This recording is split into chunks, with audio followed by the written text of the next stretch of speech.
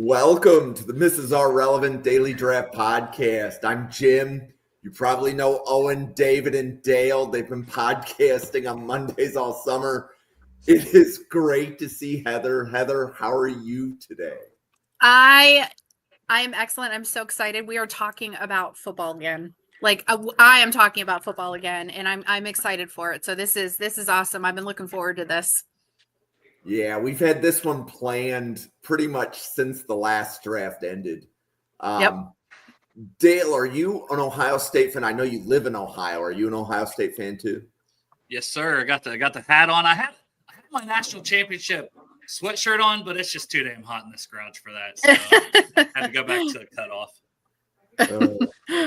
And David, it's good to see that you could join us playing hurt today. Yeah, thanks, man. Yeah, I am highly under the weather, but I will fight through this. Cool. And then we just lost Heather. She'll be back. Yeah, Ohio State, man. I'm excited. So we have Ryan here. We have Steve here. So let's kick the show off. I think player one for Ohio State is Caleb Downs. Owen, you want to kick us off here? Yeah, I mean, this one's pretty easy to start off with. He's a real fun player. Caleb Downs, safety, 6 foot, 205. He was one of the guys. You get some players talked up in the system where how I run it right now with how we're doing this podcast is I don't watch any of the tape of these guys beforehand. I just kind of get given a list of here's the guys we're watching for this week and go ahead and give them a look at. And I've heard some stuff about some guys I've never heard of before and get my first looks at. And Downs is one of those guys that you can't talk about the 2026 draft without hearing his name floated as one of the top players at the top of this class. So I was going into this with a fun perspective of, okay, I know this name. Is he going to match up to the hype? Because I know nothing about his game whatsoever. And yeah, he's pretty up there. I'd have to say, I think there's not really a lot of stuff you can poke holes in his game with. He's got great size. He was at Alabama, and I'm assuming the reason he left is because of the Saban retirement. I don't really see a reason why he would have ended up leaving to transfer over to Ohio State for. I mean, there's nothing really that I think they could have offered him more so than the fact that he just wasn't there with the guy who recruited him. So that was my assumption. I don't know if anybody can confirm that. But he's as a player, love his tenacity, love his athletic profile. I think he's really stellar when it comes to working in man coverage. And specifically, like when it comes down to the slot, I love the fact that he can play both in the higher post and the lower down in the lower zones.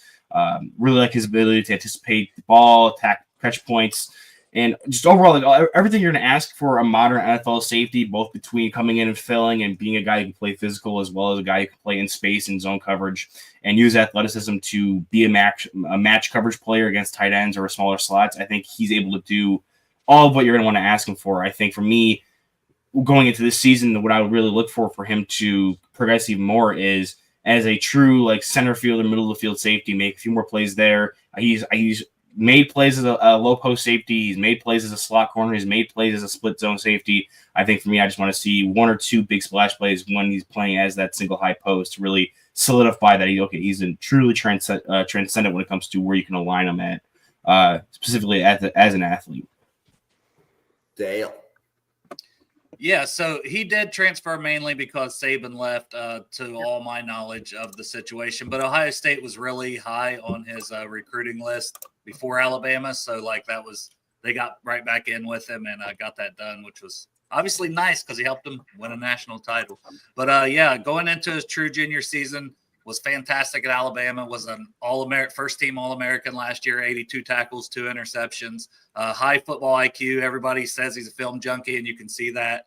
He's always diagnosing quickly. He knows what's coming almost all the time. Lineman versatile, team leader. He's got punt return ability as evidenced by the return against Indiana this season. And he's just an excellent run defender, 86.4 grade. And he had 85 grade in coverage. So grade-wise, per PFF, he graded out well in both. But I do think he has some work still to do in coverage. He's definitely more of like a downhill in the box, fly around, make plays in front of him in the run game is where he's best at. He could get a little more consistent with pursuit angles. But, yeah, he's going to be the rare guy that has a chance to go in the top 15 as an actual safety in the NFL draft. David. Yeah, I think the Bama transplant is a future All-American. I mean, he's instinctive, physical, mature beyond his years. I always have to throw an eagle in every show. So thank Malcolm Jenkins at safety with this kid. I mean, he is every coach's dream, maybe the most important addition in college football this offseason. He is a natural-born leader, field general. I believe Dale just said that. He doesn't just diagnose plays, he dissects them. He's fast enough to play single high, physical enough to drop in the box, smart enough to cover slot receivers. Ohio State needed someone to elevate the back end of their defense, and Down made it a strength. And like Dale said, he's a film rat. He brings special teams value, and he's a top 20 talent in this draft. Yeah. So, Heather, is Caleb Downs going to be the best player on the field for every Ohio State game this year?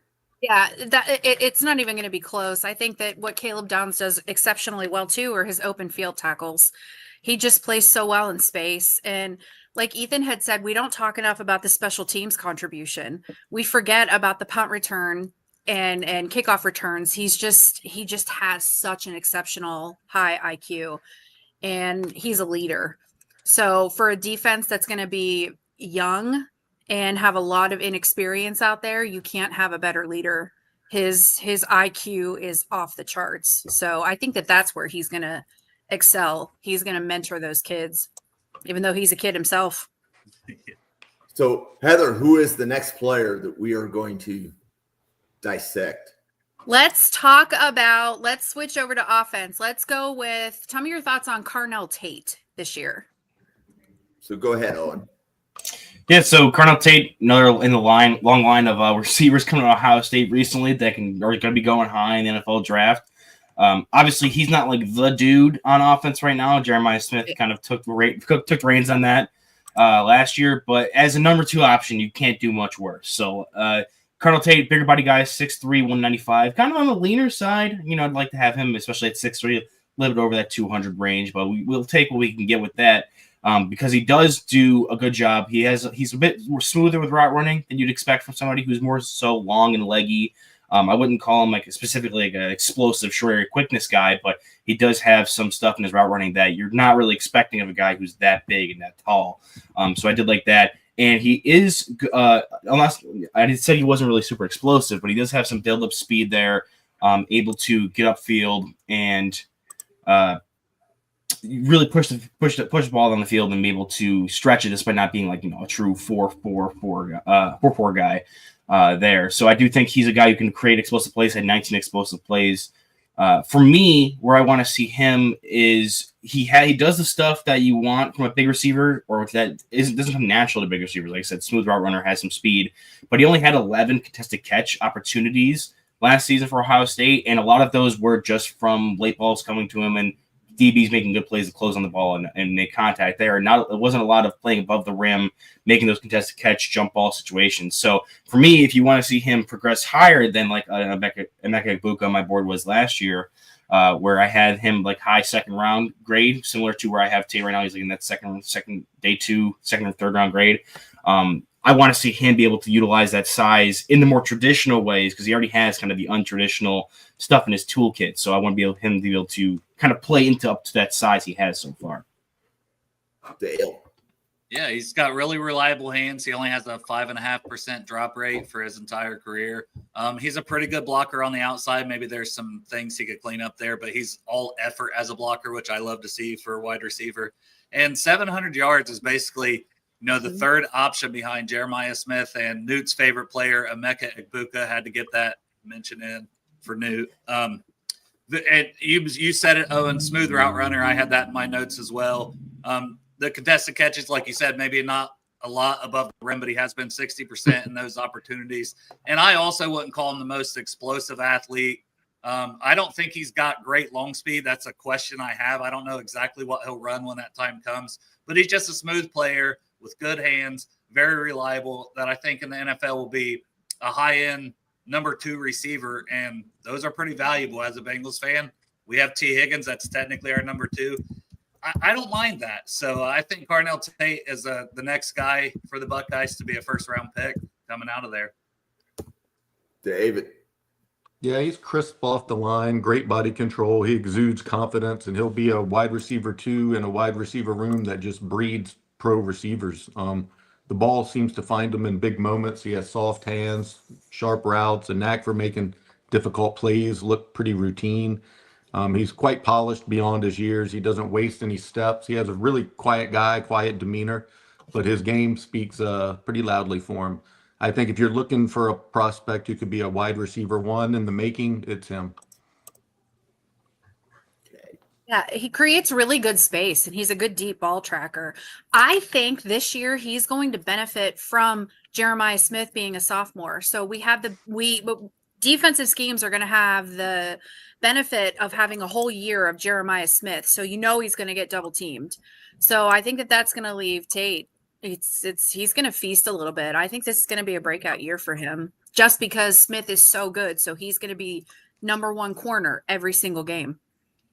Yeah, so there's a lot of things as we get later in the draft cycle where we always talk about the other guy, right? Yes. So if a team has two players, like two corners, look at the corner that's playing out opposite the stud. Same thing at wide receiver. If there's a dominant wide receiver, who's the other guy?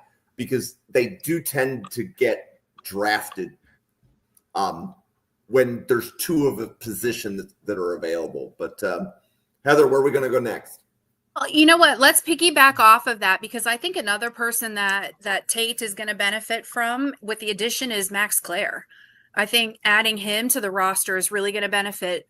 Ennis too. I don't know if we're going to get to Ennis, but it's going to benefit that wide receiver roster core. So let's go with Max Clare. What do you guys think about that addition? So David, you want to take that one? Yeah, I like Claire a lot. He's like a jack of all trade kind of dude. He's got reliable hands, good route runner. He blocks like he's a pissed off walk-on player trying to prove himself. Yep. He's not flashy, but he's quietly essential. Just a hard-nosed football player, the kind of guy who just keeps the offense on schedule. Strong inline blocker. Came over from Cincinnati, is that right? Purdue. Purdue. Not much fanfare when he did, but he's a stabilizing force in the tight end room. He's not a matchup nightmare per se, but he's dependable, versatile, and I think he's going to add a whole lot to their offense this year.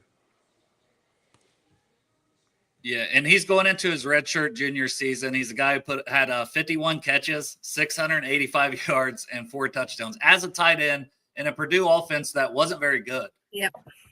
So I think that's important. Like that's how good he's seam stretcher, alignment versatile, good run after the catch ability. He's a pretty good athlete. He was a former quarterback as well in high school, and I think he was a return man as well and tight end. He played a lot of different positions in high school. He's got good body control. I think he's got high football IQ. He did have 5 drops last year, so that's something he could clean up a little bit. And I think he could continue to improve as a blocker. He's a little undersized. I've s'een him listed anywhere between 6'4", 235 and 6'4", 240. So he's not the biggest guy in the world. And contested catches numbers, he was 5 for 11. I think that could take an uptick a little bit still as well. But I've got him as a solid day 2 prospect entering this season. He did get almost 700 yards last year, didn't he? I don't know if you rattled off the stats. Yeah, that's pretty good. Yeah, he is, especially I don't know what it's been like recently. I'm assuming the Ohio State fans in the call here can probably enlighten me a bit, but for me recently, it's, in recent past, it's been like the tight ends coming out of Ohio State for the draft, whether it was Cade Stover or Jeremy Ruckert. A lot of them were more so kind of these balanced both ways, both blocking and receiving type, not super explosive type players. Whereas now we have a transfer from Purdue who is specifically like former quarterback, high-level athlete, more of that pass-catching type that we've seen out of like Michigan last year with Colson Loveland, or we saw with Tyler Warren at Penn State, or we're seeing these other Big Ten teams go with some of these more hyper-athlete tight ends. We're now seeing a guy coming in from Purdue, another Big Ten school, who's more position flexible, more of a piece in that passing game that we've seen in the past with these Ohio State tight ends. So it's curious to see how that's going to go, because in the past, like I've liked Jeremy Ruckert, I've liked Luke Farrell, I've liked some of these tight ends coming out of Ohio State, but there were more of those like low ceiling type players that you're drafting to be your tight end 2s, tight end 3s, whereas now you were looking at a player here that can be someone who can go potentially, like you said, day 2, Dale. I had the same area with him in it, that he has that dynamic ability in the receiving game to go higher. And I'm curious to see how they're going to utilize him in an offense where Ohio State they don't normally associate them with a pass catching type tight end at all. And a freshman quarterback. I know he was there last year as a redshirt, but Julian Sayin most likely the starter. So there's a lot of mouths to feed, and Max Clare is a guy who's more than capable, but who's going to get obviously you're going to be going to Jeremiah Smith as much as possible when you've got Parnell Tate and this Max Clare, a couple running backs. One we'll probably talk about here in a little bit. It will be interesting to see how many targets he gets. Yeah, and I love it because when we were doing the Michigan podcast last week, Owen comped a Michigan player to an Ohio State player. Now he's on the Ohio State podcast, comping an Ohio State tight end to a Michigan tight end. So, Owen, I'm glad it goes both ways. Heather, listen, where are we going to go? Trolling knows no bounds. Respect it. I respect it. It doesn't. It's hurtful, but it knows no bounds. Now, I think that Claire is interesting for me because one of the things that Ohio State loves to do with their running backs, wide receivers, tight ends, is they love playing off the ball. So they love blocking players. And I think that this is where Claire is going to fit in exceptionally well because he could be a safety net for saying, not that Jeremiah Smith isn't. Jeremiah Smith is just a freak. But Claire could be a safety net for those short dump passes, but he can also be a safety net as a blocker to get some of those wide receivers a little bit more wide open because he is very good at that. He can really line up in the 12. He can line up in the 11. It doesn't really matter. He's very, very versatile. So I'm really excited to see how they use him this year because he is, I think, I don't want to say one of the more talented tight ends that we've had, but I think he's one of the more he's one of the better two-way tight ends that we've had in a while. So I'll be interested to see how they use him in this offense because they love blocking. They love playing off the ball. I think a cool point with that, and to go back to circle back around to what we were talking about with Tate, we didn't really get into it when we were talking about him before, but when it comes to how they utilize run blockers, especially in space, there were a lot of plays where they had Tate as a player that was like a puller and they had him attached to the line of scrimmage. And now you have a tight end, Claire, that's going to be more of a space blocking type player, more of a big slot. So it's going to be curious to see how they utilize their position flexibility with those two players and how they're going to deploy them as run blockers, especially in space, because you have two guys who do a little bit of what the other position should be doing when it comes to blocking. So you can get really multiple with that and really kind of confuse some defenses. What is in Ohio State's backup tight end? Is he more of a run blocking type, or is he also in that kind of similar mold as Claire? He's a little bit more similar, but he's more of a run. He's more of a blocker. So it's Will Kamarick. I think that's how you say his last name. Yeah, Kamarick, I think. Kamarick, yeah. They also have Jelani Thurman, who is more probably of a pass catcher. And how much is he going to get in there? Because he's a young guy that they really like a lot too. I'm just not sure he's going to see a whole lot of the field right now. I'm not sure he will, but he's got a high ceiling. Yes. So let's go back to defense. One of my head scratchers here.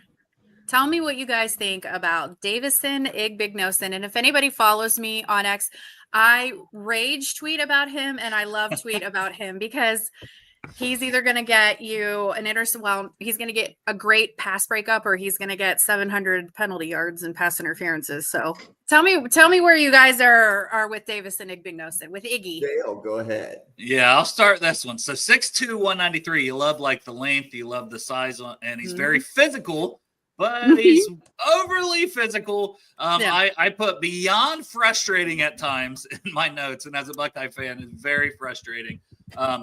16 penalties last year. Yep. 16. Like if a guy has 7, 6, you're going, wow, that's way too many. He had 16 in one season. Hey, Dale, can I bring up the Penn State game where he had like 3 on one drive and then the very last play he busted up in the end zone for the I don't understand this guy. An unreal interception. So it's like, I'm glad he went back to school and didn't try to go out because I can't imagine, his stock has to be at its lowest point. I mean, you hope. Yeah. But you talk about, him in practice with oven mitts on and all these different things that they're trying to do to just make it to where he's not so grabby. But he has the length, the willingness and run support.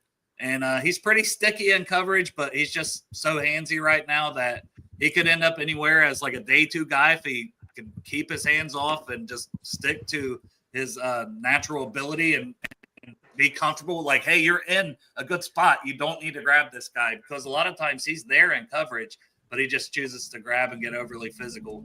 So he has the traits, but if he don't clean that up, he'll be a guy we're looking at as an undrafted player after this season. So it is a highly fluctuated spot that he could be drafted for next year. So Ryan Sparks, that was pretty good. Yeah. Owen, what do you have in Igbinosun? Yeah, I think I agree, Dale, that he has a wide spectrum of where he can go. I think the floor for his draftability is not going to be as low as undrafted, just because you have a guy who has that size, that athleticism, that ball hawking ability. Like, someone's going to take a shot on him, even if like he's like a linebacker playing corner out there with the mentality. I think I was just watching to throw it to a totally different sport. The Buffalo Sabres just dropped their behind the scenes of their draft video last night. And they were talking about this defenseman they drafted. He's like a super big physical guy. And their executive said something along the lines of, you'd rather try to tame a tiger than paint stripes on a pussycat. Like, you'd rather have a guy that you don't want, or you're trying to rein back in and make sure, like, okay, we love that you're aggressive. We love that you're able to go out there and make these big splash plays because you're willing to attack these catch points, come up and attack the run sport. But we need you to kind of tame it in a bit. So I think either by going to a different coaching system, like a pro-style coaching system for an NFL team and having not be the starter right away and have to earn a spot, or just through more reps and be able to mature more as a player, I think he is going to be able to put together more of that stuff. And like you said, they've already thrown the oven mitts, kind of the more of the back to basics type coaching style for a guy who's going to get grabby, who's going to get aggressive.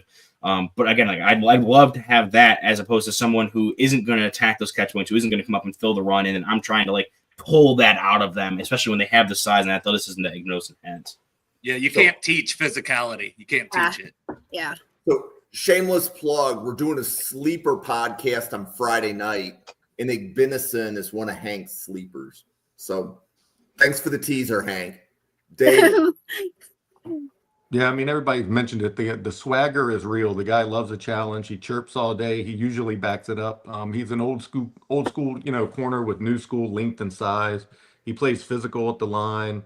He's grabby at times, as has been mentioned, and that will get him flagged. But he's also the guy you want matched up on the outside against one of the, starting two wide receivers on the opposing team. He's a tone setter on the perimeter, and I'm a big fan. I'm curious to see how high he has him on Friday night, but I'm a big fan of this guy. I think what he has are all of the traits, that you can't teach, and all he needs to learn is some coaching, and he, sky's the limit for him.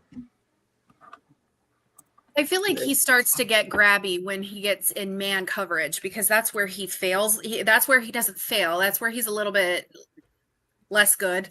And that's when he starts to get more grabby. So wasn't Igbinosun, though, wasn't he the one that got spit on in that Oregon game and he just walked away? I'm pretty sure. I think he was the one. Yeah. So he does have control. He can exhibit that control, because how many of us would have just ripped the helmet off and punched him in the face? Right. So he does show flashes of that maturity. He's got that killer instinct, but he does show flashes of maturity for his age. So I think he has it. You just have to, he needs more than oven mitts. You need to just tape his hands together or something. I don't know. He's grabby. He's grabby, Patty. Okay. So Heather, where are we going to go next? Let's go with one of my opposite side. What about Jermaine Matthews? What do you guys think about Jermaine Matthews? David, you want to start that one? I haven't watched him a lot. I mean, from what I've read, he might be a breakout candidate in a loaded defensive back room. He looks like he had good timing. He was pretty sticky in coverage in the little that I watched him. I mean, he might lack elite size, but he's kind of twitchy, competitive. He plays like he's been in the program a lot longer than he has been.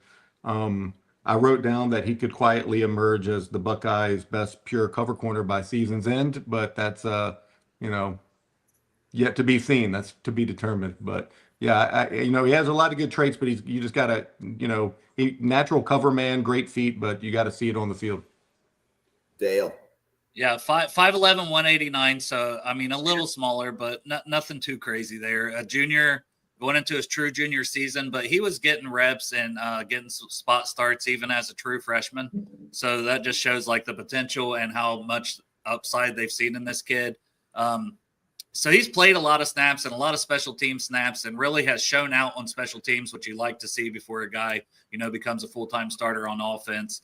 I think he's got great coverage ability, good ball tracking, quick feet, straight line speed. He's reported to be like a 4.3, 40-yard dash kind of guy. So all of that just shows like a player I think that is going to have that breakout year this season, finally as a full-time starter. And I've got him as a day 2 type of player right now, but I put that may not be till 2027 because he does have, the eligibility, and this is only his true junior season. So he's the guy who could come back for a 4th year at Ohio State, possibly. Yeah, I'm really interested to see. We have a lot of corners here, maybe not Ignosin as much, but specifically between when we talk about Downs and now we're talking about Matthews, and if we get to later on Styles Jr., we have a lot of guys. Yeah, we've got a lot of guys who are playing who can be slot type corners for them. I'm really interested to see how they deploy that specifically because I felt like Downs did a lot of his best work when he was rolled down in the slot. They ran more of some kind of weird 3 safety look where he's in the middle of the field safety. That's kind of more of a low hanger. And then you have a player like Matthews who is a little bit undersized, is still learning the position. He didn't really start varsity football. I was looking at his recruiting path, where he wasn't a varsity football player until his junior year, where some of these higher level recruits that go to these bigger schools usually are on the varsity freshman, sophomore year of high school. So he was a bit of a late bloomer in high school, comes on, now he's a true junior. He's getting some more playing opportunity than last year. And I do think that he should utilize more of his eligibility that he's remaining because he has some of the upside. Maybe he can mature physically a bit more and get above that 190 threshold, especially because we are 5'11". That's not disqualifying for being an outside corner in the NFL. I know it's on the shorter end of it, but you can still kind of progress that way. And if you have a guy like Ignosin who moves on after the season, you potentially have a spot opening up on the outside there. And like I said, there's a lot of competition for the inside slot role. So I do think between Matthews, Styles Jr., Downs, there's going to be a lot of players that are going to be trying to flex into that spot. I'm curious to see how they deploy that. And whoever gets the opposite side, outside corner position outside of Ignosin, could be someone that we look at and be like, okay, they're getting more of a bump than the rest of the guys because they're getting an opportunity to be more of an outside corner, which will translate more to the NFL level. So I was about to say, Newt, do you want to take the question from Dale? Dale, do you want to take the question from Newt? I'm trying to think if there is a safety the last 5 years. I'm probably not thinking of somebody. I mean, even Kyle Hamilton's probably been in that. Kyle Hamilton. I mean, I had him close to a top 10 to 15 grade on him, which is about similar to what I have Downs. And just being the safety position, he fell a little bit. But I'd say Kyle Hamilton's the closest one with the whole season for Downs still to go. Yeah. I definitely think Hamilton was my number 1 player in that class. He was phenomenal. So if you're going to set the bar at who was going to be the guy there, who could be who's above him, it'd probably be him. There were a couple players that you see they have first round potential grades. I'm trying to think of Malachi Starks was getting buzzed about the first round this past year. Same with Brian Branch. Yeah, Brian Branch was another one. I think Downs is more complete than any of those other guys. I think Hamilton is legitimately one of the only ones that could be above him. Even a guy who I was super in love with, Jalen Petrie, I do think he was probably he's probably above his level at this point when it comes to being a pure coverage player. I genuinely think he's going to be a top 10 player on my board when this is all end. And the only other player I could say that about would probably be Kyle Hamilton. Yep. So somebody brought a Branch. So Ethan, there will be corners in the NFL that are 5'10" or 5'11". Percentages say you just want that extra inch. It's just the draft world. We're playing percentages. I think there's a joke there, but I'm not going to say it. I'm not going to do it. Size matters. I'll say it. Size matters. That was probably not the right way for that to come out of my mouth. I'll say it. I have no shame. Every inch matters. It does. It does. You always want that one more inch, Jim. Absolutely. Absolutely. Yeah. So I agree. So Ethan brought up Denzel. Let's bring up Denzel Burke, though. Okay. So we were talking about Ignosin, and Jermaine Matthews actually got quite a bit more playing time than I think he would have had Denzel Burke not took that massive backslide. I think that of any player last year, I mean, I don't want to go back and rehash last year, but I think of any player that I watched last year, he was the one that should have entered the draft early. he really took a nosedive and he had a terrible season. So Jermaine Matthews actually got quite a bit more playing time than I think he would have had Burke not had such a backslide. So we saw flashes of brilliance with him. He's got really good instincts and he really can play in the slot. He can play on the corner. He can play on the safety sometimes. If he works on his strength, I think that could compensate for his size. So. Okay. That's so Heather, what player are we going to go for next? Yeah. So, Owen, you had mentioned, let's talk about Sonny Styles. Let's continue on that. I am a huge Sonny Styles fan. I think he's going to have arguably the best breakout season of anybody on the defense. Yeah, so we covered Styles when we broke down linebackers last year. We broke down Styles before he chose to go back, and Josh had a top 50 grade on Styles last year. Owen, what do you have on Styles right now? Yeah, there's no easier way to get into my heart as a linebacker prospect if you were a former safety converted to linebacker. I absolutely love, for some reason, all of my favorites at linebackers are players who come in as safety prospects and then eventually would turn into linebackers down the road.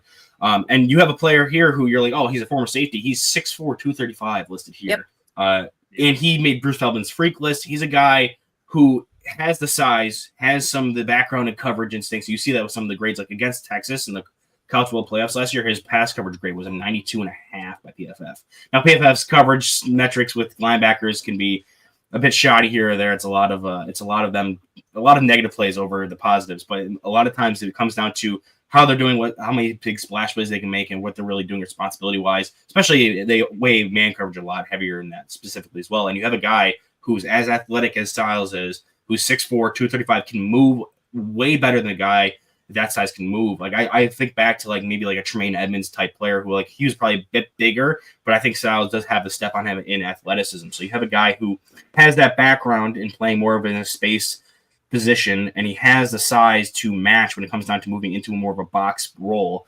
And I do think it wasn't his biggest strong suit. And I think this is where I can see him growing a lot more. He is over 230, and he should be able to bang it more with the offensive line in the box. I do think he can grow more when it comes to using his upper body strength, adding some core strength, be able to take on blocks, see through them, and get off of blocks to attack runners in time. So I do think as a player in space, love him already. For me, it's going to be what can he do coming downhill and then putting everything together when it comes to getting into alignment and be able to attack the run that way. I think he checks a lot of boxes outside of that already, and we still have a full season left. He's going to be a true junior, I believe. He's going into his true senior season this year since he came back. But he is a guy who he actually reclassified early. So basically he didn't have a senior year of high school. So he's still a very young prospect because he enrolled at Ohio State, when he typically would have been going into his senior year of high school. Right. He was 17. He was 17 when he started. Yeah. There it is. He's very young. But a highly productive last year, 100 tackles, 6 sacks, and he can really bend the edge when they put him on the edge. I know at 235, you're not going to put him there all the time, but if he gets up to 240, maybe that's a guy you do, put on the edge and let him rush the passer on third downs at times. I think he's pretty good at that.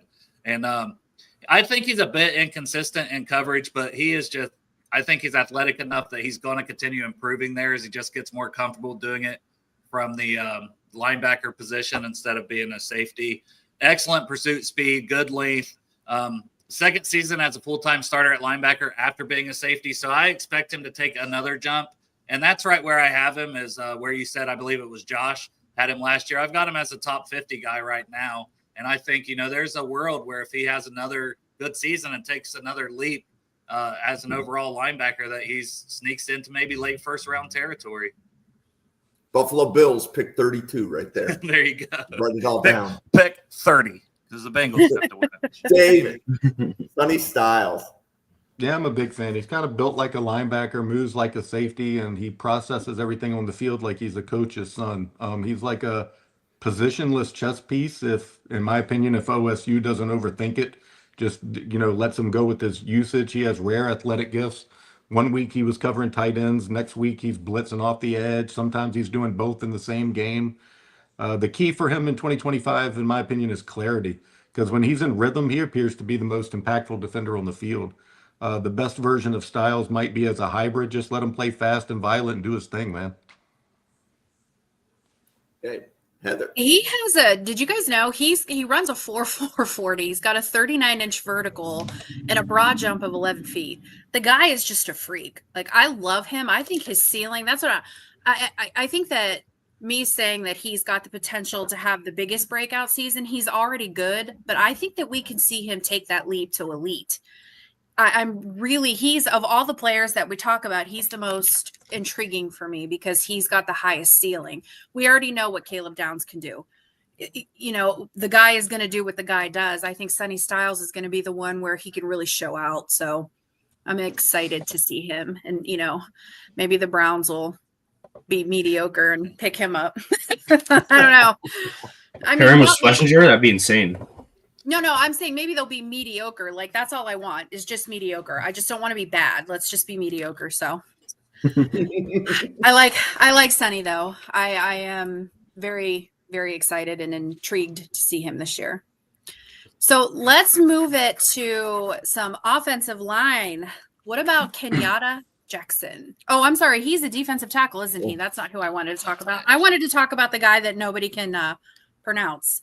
Ethan Oyanawa. So let's talk about Oyanawa. He is, he's a big guy. He's a left tackle, right tackle.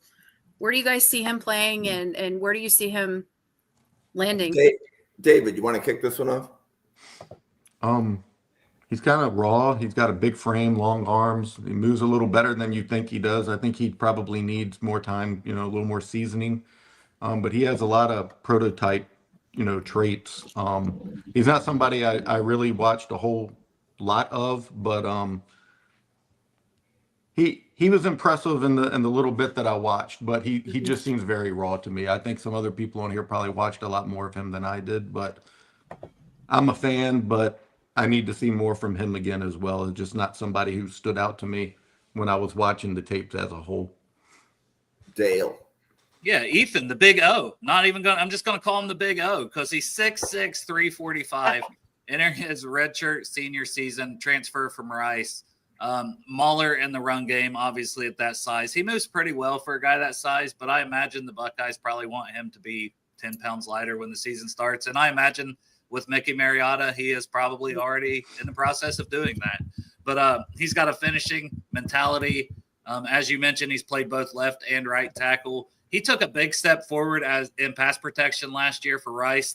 He's 3-year starter already for them, but the first 2 seasons was not good in pass protection. Last year was so much better. He only allowed 9 pressures and a sack on the season. Obviously, going to Ohio State in the Big Ten, going to be a huge step up in competition. So we're going to see how he does, but he's penciled in to be the left tackle. I think he's got a lot of size, length, and the mentality that he could end up potentially being a mid-round type of prospect. But right now, he's a little under the radar because David, I don't think you're the only one that didn't see a lot of him because I don't think there's too much Rice tape out there, to be honest. I've seen a few games, but not, a ton of it. Owen.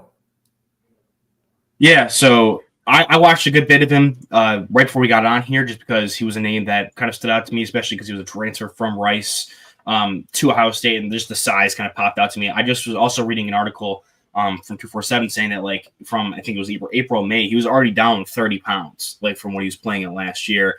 And I don't know I found that article in the process of looking for why he missed out on games last year because he played weeks 1 through 4.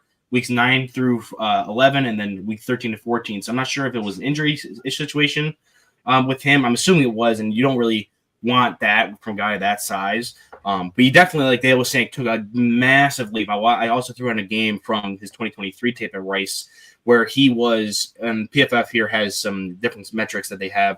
He was beaten by a defender 21 times in 2023, 26 times in 2022. This past year, only 16 times, and like Dale said, along 1 sack and 9 pressures, whereas he allowed 45 pressures in 2023, 5 sacks, and the year before that, it was 39 pressures and 8 sacks. So he definitely took a step. You could see it in his technique as well, where he was doing a lot more stuff when it came to being more of a pivot blocker, able to kind of utilize his guard positioning to leverage and not allow the guy to have an inside track when he tries to get depth because he isn't the fleetest of foot guy. He's a big dude.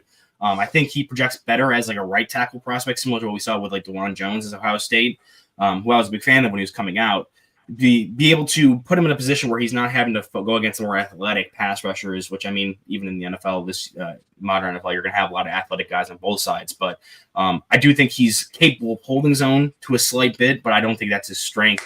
Where you're going to see a lot of him is he's able to come downhill, get out of his stance, really well, explode off the line of scrimmage. And he definitely in 2024, he showed a lot of progress when it came to hand and head positioning, when it comes to run blocking, being able to take down half a man, not just being big and moving guys because you're big and strong in running game, but also using technique to wall guys off and be able to use proper leverage to weaponize that size to his best ability. So he's always been a good run blocker. I think he took a giant step up when it came to utilizing technique on top of his size this past year. In pass blocking, he definitely took a step up when it came to not only the stats, but also just what he's been doing when it comes to positioning-wise, technique, understanding, and getting coached up. So a guy who was getting talked about maybe being a second, he was getting reports back from his agent. He was maybe been a day 2 pick last year, decided to go back, take a big step up in competition, lost a ton of weight, and is looking to maybe make that jump to like maybe a potential first-round player. That was what was kind of in that 247 article talking about his 30 pounds he dropped off when it came to what's the difference between him last year and this year. So where do you guys see him? Do you see him, because Ohio State needs to replace right and left tackles this year? So do you see him staying exclusively on the left tackle side, or do you think that we'll see some moving parts like we did last year? We had 3 left tackles last year. We had 2 centers. So Ohio State is not shy about moving people around. Now, granted, some of that was for injury, but do you think he stays at left tackle? So last year was his first season being a starter at left tackle. The 2 previous years in 2022 and 2023 was a right tackle for Rice. Yep.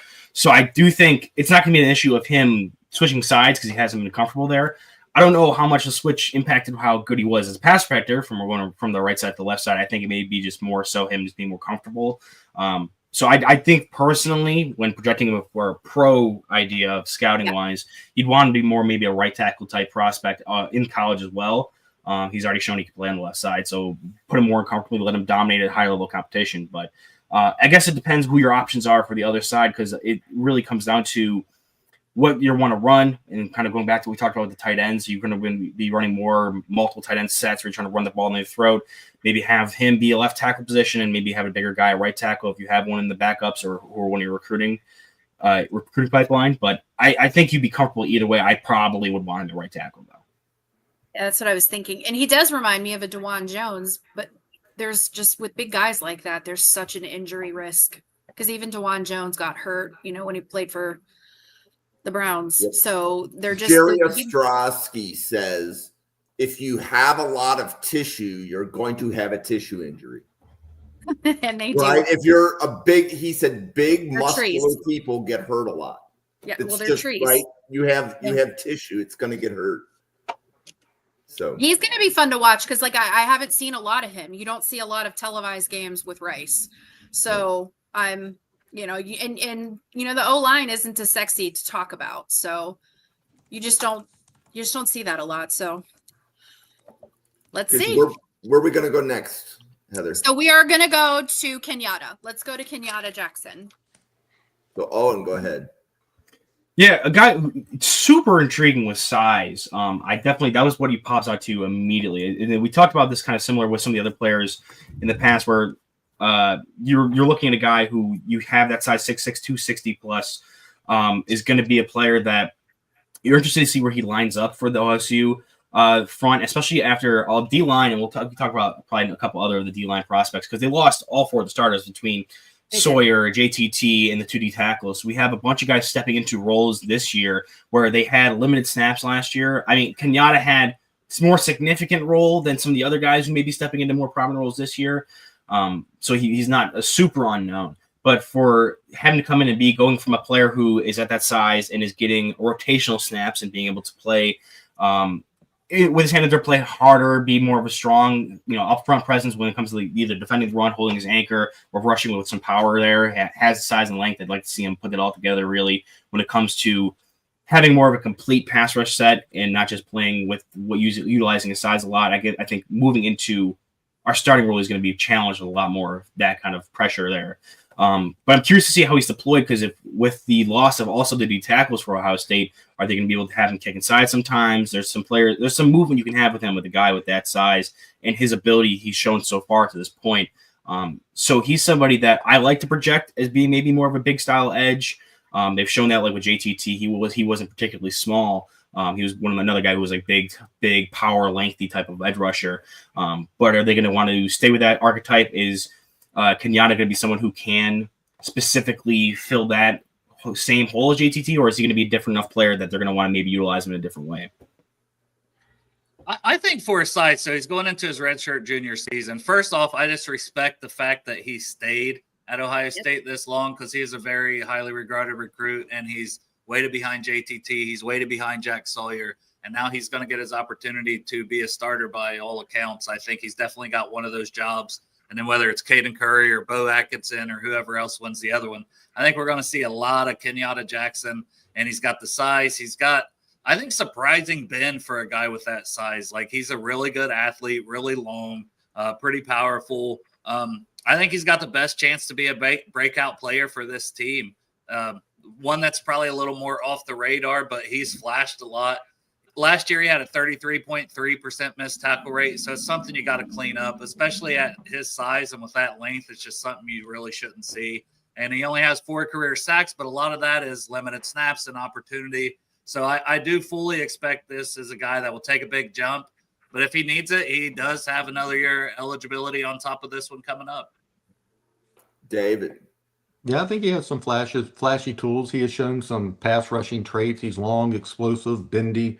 The production, like Dale said, hasn't quite caught up yet, but you can kind of feel it coming. When he times the snap right, he's in the backfield before the quarterback even finishes his drop. He just needs to finish more consistently, get a little stronger against the run. But I think the juice is real. Ohio State is betting on his breakout in 25, and I think it's a smart bet. Yeah.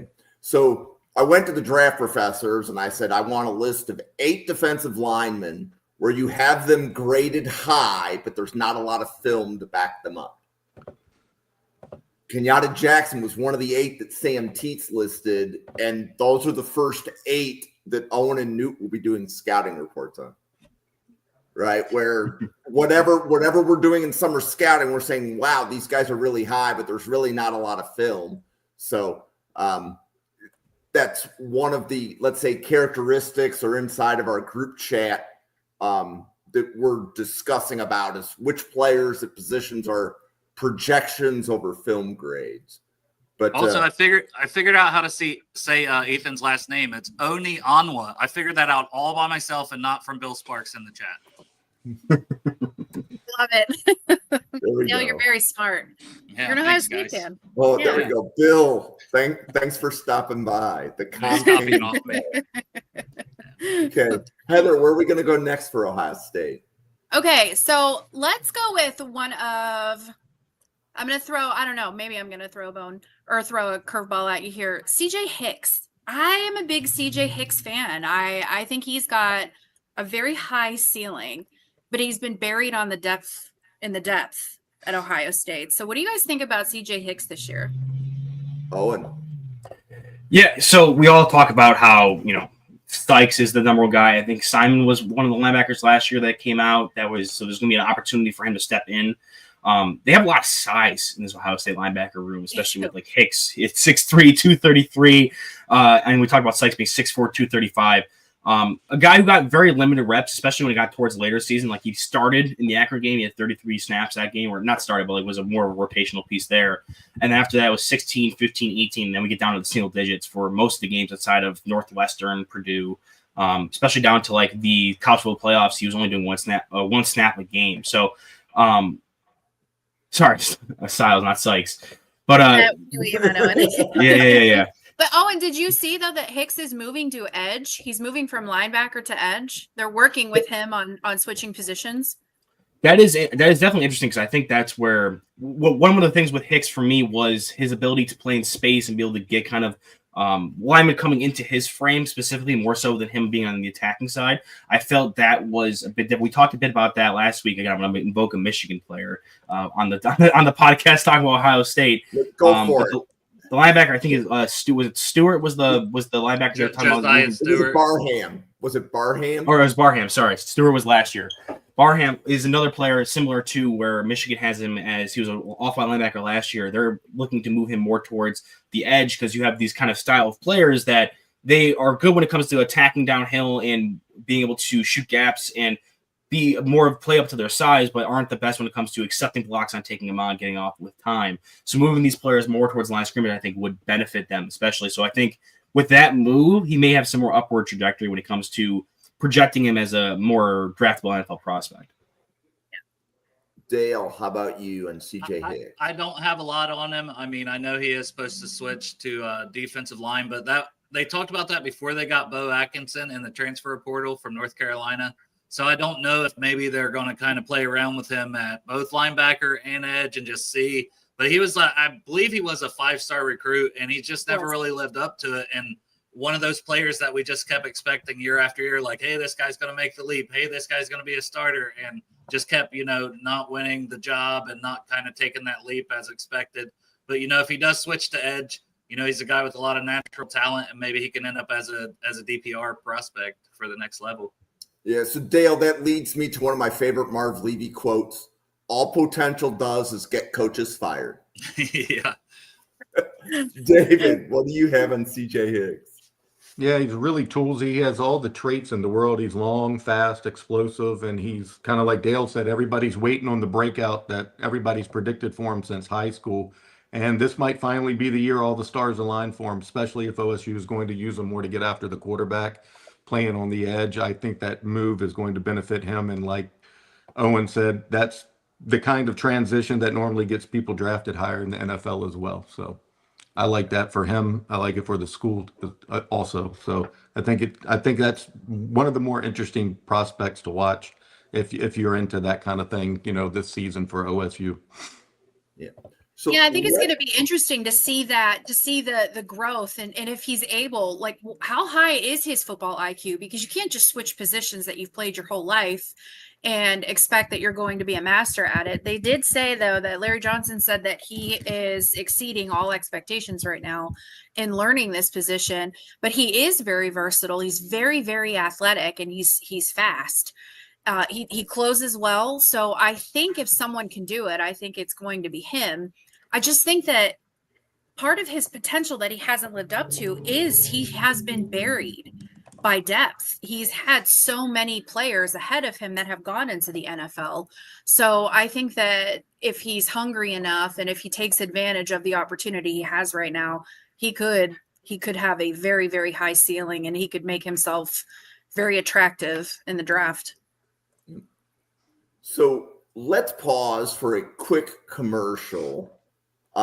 David, do you want to let all of the viewers, and this is by far the most watched Monday podcast we have done all summer, let everybody know about your great website and everything else that you do.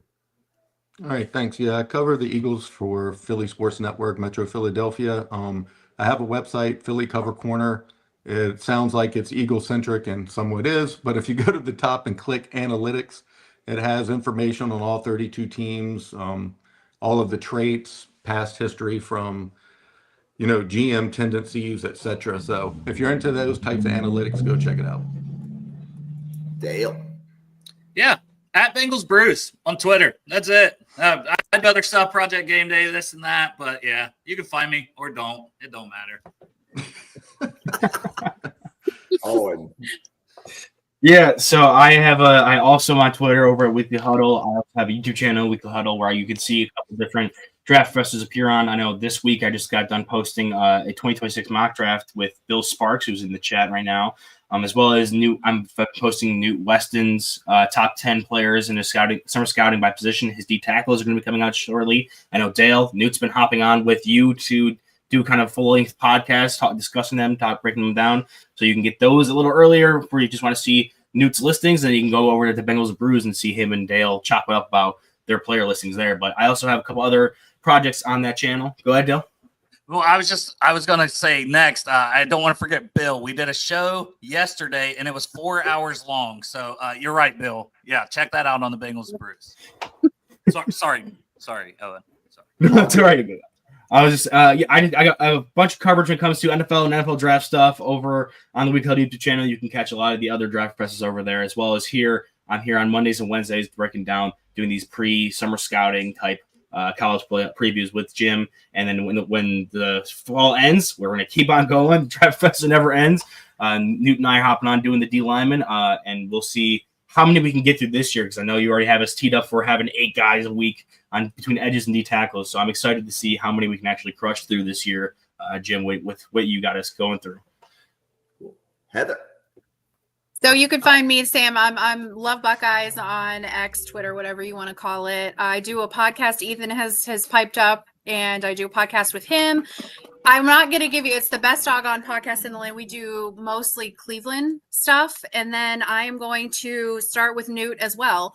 We're actually doing a pod tomorrow at 9:00. I think it's 9:00. And we're going to talk about the draft potential for defensive tackles. So I'm really looking forward to just diving into college football this year, because we have it in a month. I'm so excited. And I will be at game 2. I'll be at the second game. Newt continues to be the biggest slut and the biggest draft professor slut by far. He is. Newt goes on Heather's podcast. He does. Goes on Dale's podcast. This guy. Newt goes on Owen's podcast. I asked Newt, do you want to preview Wisconsin? No. We're special. Yeah.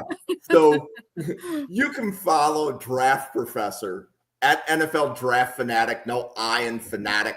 It is the same on X and YouTube. And if that's not enough, you can also catch this podcast on Spotify. It typically gets loaded either after the podcast or the next morning. So what you're going to get from Draft Professor is daily draft content. And we could not do this without David, Owen, and Dale showing up once a week. And then every once in a while, we get a sicko like Owen or Bill Sparks in the chat showing up twice a week. But we are pumping out daily draft content. So this week, I'll put it in the banner. But this week, we are doing Ohio State tonight. We are doing Auburn tomorrow night. We are doing Colorado on Wednesday. We are doing TCU and Baylor on Thursday. Don't laugh. There's 2 really good quarterbacks there. So really, I'm looking forward to hearing the breakdowns on Thursday. And then Friday, we're doing sleepers. We're doing a safety big board Saturday morning. We are doing offensive line big boards on Sunday. And then the next week, the cycle continues. I also want to let everybody know that Ian Cummings and Dalton Miller are coming on Draft Professor to do their cornerback big boards. So we definitely have some big names in the draft community coming on our channel. You will see Devin Jackson on this channel. You will see Jacob Infante on this channel coming soon to a Sunday near you. So Sunday nights at 8:00, it's can't miss. We are getting A-list, people in the draft community to come on. So we couldn't do this, though, without Owen, Dale, and David showing up once a week. Like, you guys are making the channel go. So I am very appreciative to all of you. And Heather, it's awesome to see you. And I'm so excited. To bring your Ohio State fans to the channel. Yeah. Let me. I have quite a few viewers that are watching on my X right now, and I want to say to everybody, because I know I get a lot of Ohio State fans, but I want to say, guys, I've talked about a lot. I want to get more into football. I want to get more into not just Ohio State. If you guys love football, watch these shows. Watch these shows. Watch these shows. Watch these shows. Follow these men. Brilliant. You guys are teaching me so much, and I'm learning so much. And it's been a pleasure to be a part of this community. So to everybody that's watching on my channel right now, follow all of these guys, follow everybody that you possibly can, because you're going to get the best information if you love football. Every day. Yes.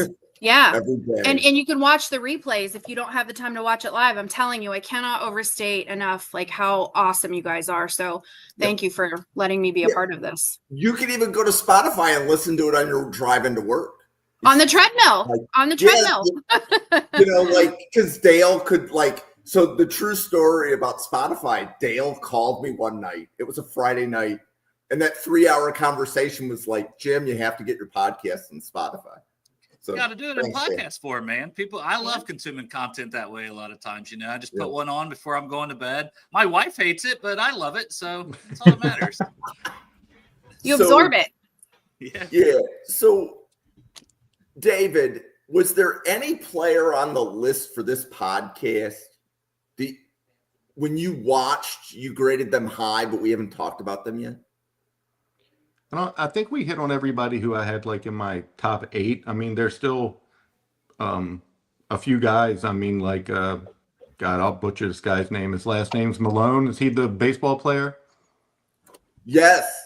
Yeah. There was I was looking for a tweet on he was a Taiwan Malone, but the only highlight I could find was him hitting a home run in a baseball game. Yeah. Yeah. Yeah. He played first base, I think. He played first base. He's definitely he was good. He was very good. I'm definitely curious to watch his transition. Was it Styles Jr., Lorenzo, who was the former wide receiver? Yeah, from Notre Dame originally. Yeah. His versatility could prove to be a pretty powerful asset for them as well. And I looked at another guy named Bo Atkinson. Yeah, he's from North Carolina. Yeah, he's kind of like a lunch pail style edge rusher who just sets the edge, plays with leverage, not the twitchiest, but he wins with toughness. And I guess the running back is probably the player I have highest on my board, which I guess everybody probably has him. C.J. Donaldson, the West Virginia. Yep. Just a big bruising back with surprising burst. Well, and it's interesting because we did a running back big board last night, and I don't think either of them had C.J. Donaldson in their top 20. Yeah, I kind of like him. He's nimble through the hole. He has sneaky wiggle ability in space. He brings physicality to the second level. I think he'll have a clear role with Columbus, which is to be the hammer. If you watch him, he's got a little LeGarrette Blount in him. But I kind of like him. But yeah, I guess that would be the guy who I had the highest that we didn't discuss. So Dale, anybody that you want to highlight that you've watched that we haven't really spent much time on?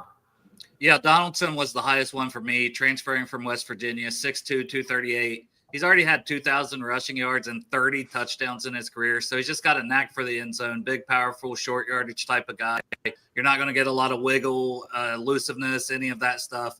But a guy who he had 450 yards after contact out of 738. He's just hard to bring down. It's hard for one guy to tackle him out in space, and he's always falling forward. I love running backs like that. And a guy that I don't know if he'll come out this year, but Caden McDonald. Hasn't really had an opportunity to be a starter, but with Ohio State losing their 2 starters, he's definitely going to fill one of those roles. He's still been a rotational guy, 6'3", 326, big-time run stuffer when they've needed to get stops at the goal line against Penn State, against Texas. That's the guy you're putting in there, and he's usually the one in the middle making it happen and letting everybody else fly around and make plays around him as well. So playing behind Tyleik Williams and Ty Hamilton now that they're off to the NFL, I expect him to have a lot bigger role. And you haven't seen much as a pass rusher. It's just limited opportunities. But I do think maybe he moves a little better than people will think at that size. So he could have a little surprising pass rush this year for the Buckeyes as well. Owen, anybody that you want to highlight that you've watched and liked? And then I think John Farrellman. It's going to be John Farrellman, isn't it? Oh, Lord. Of course, Bill knows the long snapper on Ohio State. But I bet you he's got a full-on grading system for long snappers as well. He's sitting there with a timer watch while he's watching it on the screen. But for me, I think my favorite player that we haven't talked about specifically, maybe not highest graded, but favorite player that I'm looking forward to watching next year that we haven't talked about was McDonald, kind of what Dale touched on. Guy, he's going to be getting opportunity now that they lost a significant chunk of that starting rotation for their D line. In his opportunities, he was mostly just a run stuffer. moves people and is hard to get moved by other people. So I think he's someone who you already have some intrinsic value there. Whereas he could probably come out and be drafted or rostered based on that specifically, but he does have a ton more upside he definitely could tap into with that. For me, moving on to Donaldson, the running back, I think he is someone who you should be excited for as a Ohio State fan to watch. For watching the film with me, I do think he has really good power. I love the frame he has. He's like over 6'2", 6'3", 230 plus, is able to utilize all of that. You can definitely see he has that power. For me, I think what's holding him back for being such a higher graded player for me would be I didn't love his footwork, specifically when he's coming up to the line of scrimmage and pressing and be able to make cuts out of that and get upfield. There were some times where it was just kind of sloppy and he was running into his own lineman and then finding the hole, out of that, especially like the game against Penn State was a little rough of a watch. And then also his deep speed, he was getting hawked by defenders from the University of Albany. It's just something that's not really going to be part of his game. He's going to be, like David said, the thunder type player. He's going to get you 5 to 10 yard rushes and he's going to make people hurt to tackle him, but he's not going to be breaking off any super long runs or anything like that for Ohio State. And finally, the last player I wanted to cover, again, covered already kind of by David, was Lorenzo Styles Jr., which is the brother of Sonny Styles, which, I'm just going to go into my villain arc here. We're on an Ohio State podcast, but I am a fan of the Washington Huskies, who are in the Big Ten, so I'm not going to apologize for getting Sonny Styles' name mixed up with the only other Sonny I know and Sonny Dykes and mixing up their last names. So I'm not apologizing for mispronouncing their last names because, we're Big Ten now, apparently. But for me, Lorenzo, their father, Lorenzo Styles Sr., was a linebacker in the NFL. So that's where you can kind of see it with Sonny a bit, and that's also, I'm assuming, why he's a Sonny and there's a junior as well. I'm sure their dad had a lot of influence on naming both of them there. But for Lorenzo, like we said, converted wide receiver from his time at Notre Dame. That was what was surprising to me. I was actually watching tape before I got over to that, and you can sort by the positions or the different stats on PFF Ultimate. And I was still on the receiving tab when I punched in Styles Jr.'s name, and it stayed on the receiving, and he had like stats. And I was like, oh, maybe I looked at the wrong player. I'm like, oh no, he was just a wide receiver before he became a corner, and I had no idea before that. So that was kind of a shock to the system. I actually threw on a little bit of his wide receiver stuff at Notre Dame. I can definitely see why he switched. Not gonna lie. But now that he's playing DB for Ohio State, I think he's more in a natural position. Like I said earlier, when we were talking about Matthews, he's more of a slot type player. He has the height to play on the outside, and he's someone I maybe would think would maybe be more comfortably on the outside. Because the one thing I felt he struggled with the most was physicality. So being in the slot, you want to be able to fill the run and be able to bang with those bigger tight ends. So I think maybe a switch to the outside could benefit him the most. And allow Matthews to play more on the inside and fit to his size. So, Bill. But I do think Styles is someone who's not super highly thought of right now that I could definitely move up some draft boards just because he has that same athleticism, same lineage that Sonny has, that with a better positioning and more time on task at the position he's currently playing, I think he can definitely excel a bit more. Okay, I didn't hear anybody mention the other wide receiver. Was it Brandon Inniss? Yeah, Brandon Inniss. I wanted to mention Brandon Inniss because I think he's very underappreciated for what he does. He's quietly good. He's not great. He's not flashy. He's not known for his speed or his big plays, and he does have the dropsies, but he has strong hands. He's a really good route runner. He's got a very high ceiling, and he's underappreciated on special teams. He does a lot on special teams. So I think Inniss isn't going to have a crazy great season. I'm not sure if he gets drafted, to be honest with you. Maybe he goes in the supplemental. Maybe he goes very, very late because he doesn't get very many targets, doesn't get very many plays. But he's okay. He's good. I mean, he's good enough to play at Ohio State. So, and I say that as a homer, right? But Ohio State, they're elite. So, especially a wide receiver. Yes. Yeah. And he does see targets. I mean, Inniss had some catches in the playoffs that were critical. So he does have that dog in him. And I think we're going to see a little bit more of him this year. I think he's only going to be a junior. Right? Yeah, I was going to say he's only a junior. So technically he could even be a 2027 guy. It's his first opportunity to really be like the guy. He's scheduled to start in the slot position where Egbuka mainly played for the Buckeyes the last couple seasons. There's one guy I forgot to mention also, That was Caden Curry. Caden Curry. So, yeah, they've had some other guys transfer in at edge, so I don't know how that's going to shake out, how much playing time he's going to get. But 6'3", 260, he stood out on special teams quite a bit. Reliable tackler, a high-effort guy. He's not the most explosive, has some limited snaps. The transfer, Atkinson, may continue to limit that. But a name I at least wanted to mention because he is a senior, and it is kind of time for him to hopefully get some snaps and maybe get on the radar to be maybe a late day 3 type of draft pick, hopefully for him. He's got a lot of positives. He's really disruptive, and he's pretty explosive. He gets off the line fast. So I think that he could definitely up his stock this year. What is it with these Ohio State defenders and having snaps on offense? He played 10 snaps in 2023 as like a fullback tight end player. Why do you make it more difficult for me to filter through these guys? That's why. That is the only reason why Ryan Day does it for you. Keep you guessing. Well, we are going to wind the show down.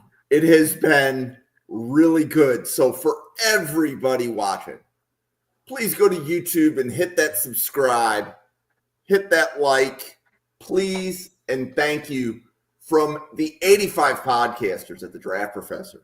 For Owen, Dale, David, bringing it every week. Heather, thank you so much for joining us. We will see you on a podcast again tomorrow, everybody. Thank you very much.